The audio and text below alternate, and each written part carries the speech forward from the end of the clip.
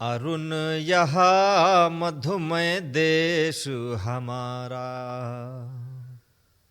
जहाँ पहुँच अनजान क्षितिज को, जहाँ पहुँच अनजान क्षितिज को मिलता एक सहारा। अरुण यह मधुमय देश हमारा, सरस ताम रस गर्भ विभा पर नाचु रही तरु शिखा मनोहर। सरस ताम रस गर्भ विभा पर नाचु रही तरु शिखा मनोहर। छिटका जीवन हरियाली पर, छिटका जीवन हरियाली पर मंगल कुमकुम सारा। अरुण यह मधुमय देश हमारा। यह कविता जयशंकर प्रसाद जी द्वारा रचित है, चंद्रगुप्त नाटक में से उद्धृत है। चंद्रगुप्त नाटक में सेल्यूकस जो सिकंदर का सेनापति है, उसकी पुत्री भारत आती है। इस गीत का मंचन उस समय किया जाता है उस नाटक में, लेकिन इस नाटक में भारत भूमि की भव्य प्राकृतिक सुषमा का बखान है। कवि जयशंकर प्रसाद जी छायावादी कवि हैं, और वो छायावादी कवियों को कहा जाता है कि उन्होंने प्रकृति में अपना जीवन खोजा है। इंटरमीडिएट की बोर्ड परीक्षा के पाठ्यक्रम में ये कविता है, तो जो बच्चे परीक्षा देने के उत्सुक हैं उनके लिए विशेष लाभदायी है, और जो लोग काव्य कला के अनुरागी हैं उनके लिए ये कविता बहुत ही सुखद मनोहर है। सुनिएगा। कवि कहता है कि अरुण यह मधुमय देश हमारा। अरुण कहते हैं प्रातःकालीन सूर्य की लालिमा को। भारत में अरुणाचल प्रदेश में सबसे पहले सूर्य निकलता है, इसलिए उसे अरुणाचल प्रदेश कहा जाता है। अरुण का मतलब प्रातःकालीन लालिमा, और देश के लिए मधुमेह शब्द का प्रयोग किया गया है। कहा गया है कि यह हमारा मधुमेह देश है, जहाँ पहुँच अनजान क्षितिज को, जहाँ पर अनजाने व्यक्तियों को भी आकर आश्रय मिलता है। शक, हूड़, कलंदर, सिकंदर, न जाने कितने सारे लोग आए और आकर के यहाँ आश्रय पाते हैं, क्योंकि भारत देश एक अहिंसावादी, शांति प्रिय और प्रेम करने वाला देश है। इसलिए पूरी दुनिया के लोगों को यहाँ पर आश्रय मिलता है। कवि ने कितने सुंदर वाणी में कहा है प्रसाद जी ने, जहाँ पहुँच अनजान क्षितिज को मिलता एक किनारा। अरुण यह मधुमय देश हमारा, सरस ताम रस गर्भ विभा पर नाचु रही तरु शिखा मनोहर। प्रातःकालीन सूर्य की किरणें वृक्ष के ऊपरी तिनकों पर पड़ती है, तो वृक्षों की पत्तियों की जो फुनगी है वो ताम रस हो जाती हैं, तांबे के रस की हो जाती हैं, तांबे के रंग की लगती हैं। छिटका जीवन हरियाली पर, संपूर्ण सृष्टि में जितनी भी हरियाली है प्रकृति में, उस पर जीवन छिड़कता है।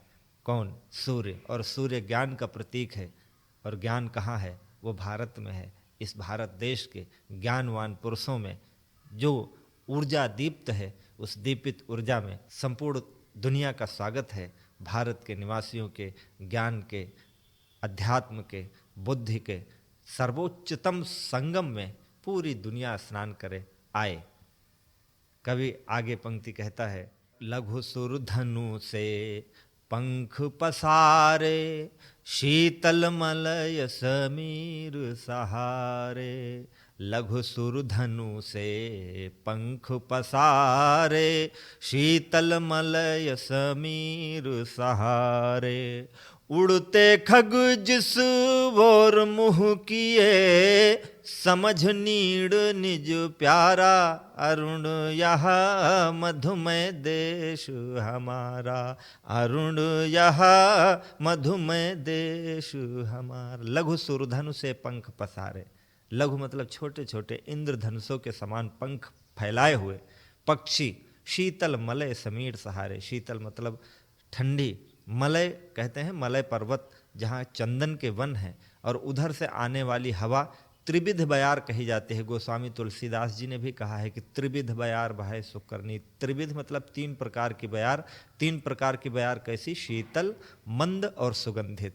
तो मलय पर्वत से आने वाली त्रिविध बयार के सहारे उड़ते हुए पक्षी भारत की ओर मुंह किए हुए चले आ रहे हैं, क्योंकि उन्हें लगता है कि पूरी दुनिया में शांति प्रिय और सौहार्दशाली और प्रेम करने वाले लोग भारत में रहते हैं। ऐसा पूरी दुनिया के जीव जंतुओं को भी पता है, इसलिए वे इधर चले आ रहे हैं। शीतल मलय समीर सहारे, उड़ते खग जिस बोर मुँह किए, समझ नीड़ निज प्यारा, अरुण यह मधुमय देश हमारा। ये हमारा मधुमय देश है भारत, जहाँ पर पूरी दुनिया के लोग शांति की खोज में आते हैं।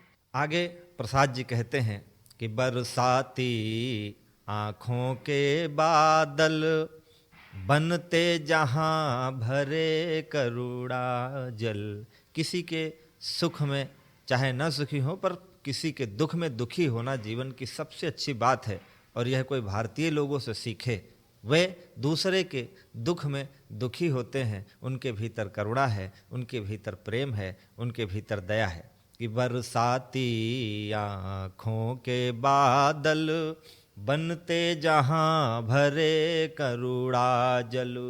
लहरें टकराती अनंत की, लहरें टकराती अनंत की, पाकर जहाँ किनारा, अरुण यह मधुमय देश हमारा। भारतीय लोग करुणामय हैं, सौहार्दशाली हैं। यहाँ तक कि समुद्र को भी पता है कि भारत के लोग कैसे हैं, इसलिए हजारों किलोमीटर से चल करके उफनता हुआ समुद्र भारत में आकर भारत के किनारों से टकराता है और टकरा करके शांत हो जाता है। कभी यहाँ सिर्फ उन विदेशियों के लिए कह रहा है जो दुनिया में सौहार्द और शांति की खोज में भारत आते हैं।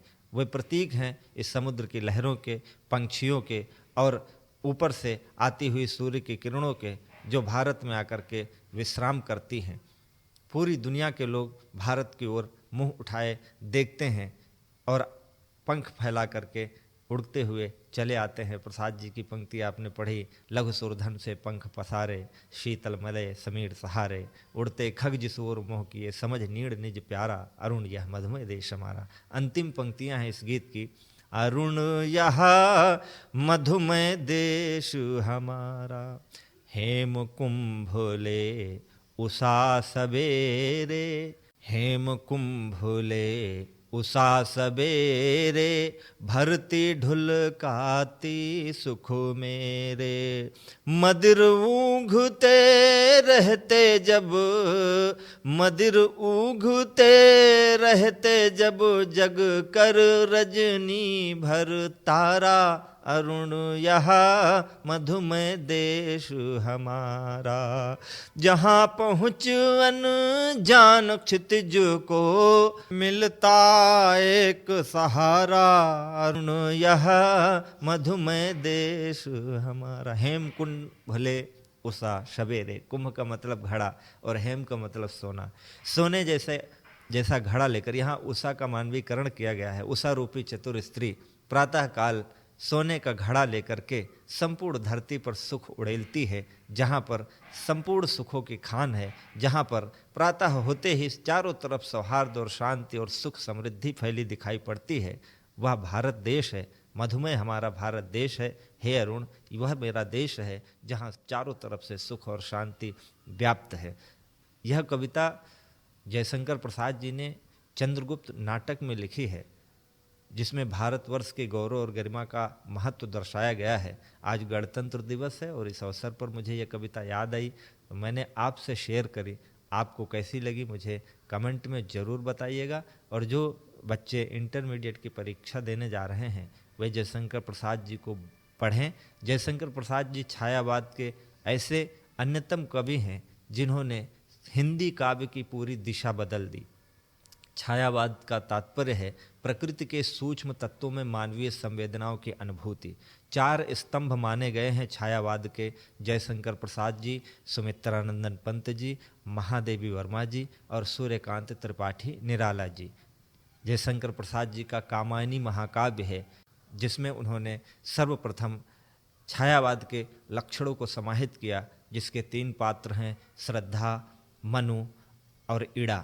इन तीनों पात्रों के माध्यम से मनुष्य के जीवन में आत्मा, बुद्धि और कर्म, इन तीनों का समन्वय किया गया है। भारतीय अध्यात्म में गोस्वामी तुलसीदास जी के बाद जयशंकर प्रसाद जी एक ऐसे कवि हैं जिन्होंने भारतीय अध्यात्म के सूक्ष्म तत्वों की विवेचना की।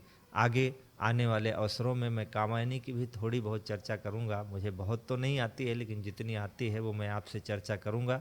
लेकिन ये वीडियो उन बच्चों को ज़रूर देखना चाहिए जिससे उनमें कविता सुनने का और कविता पढ़ने का रस जागृत हो। मेरा ये उद्देश्य कहाँ तक सार्थक हो रहा है, आप मुझे कमेंट में ज़रूर बताइएगा। नमस्कार।